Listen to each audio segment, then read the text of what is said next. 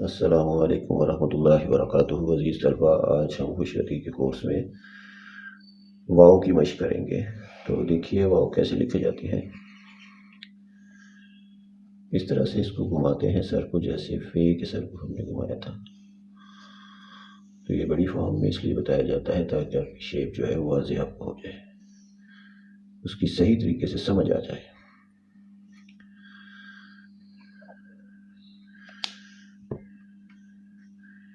اسی طرح اگر ہم واو کٹ مارکر سے لکھیں گے تو وہ اس طرح سے لکھی جائے گی۔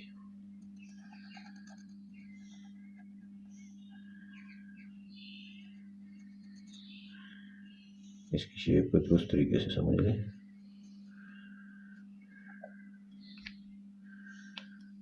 اور اس سے بھی چھوٹے مارکر کے ساتھ اگر ہم لکھیں، جس کے ساتھ ہم ایڈنگ لکھتے ہیں، تو واو کی شیپ اس طرح سے ہوگی۔ یہ نیچے والا پاؤں جو ہے وہ رے کی طرح ہوتا ہے۔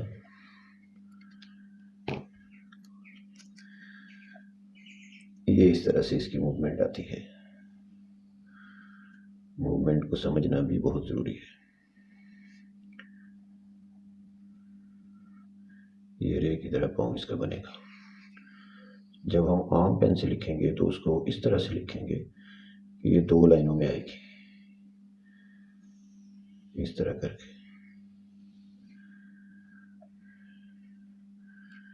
بہت شکریہ، اللہ حافظ۔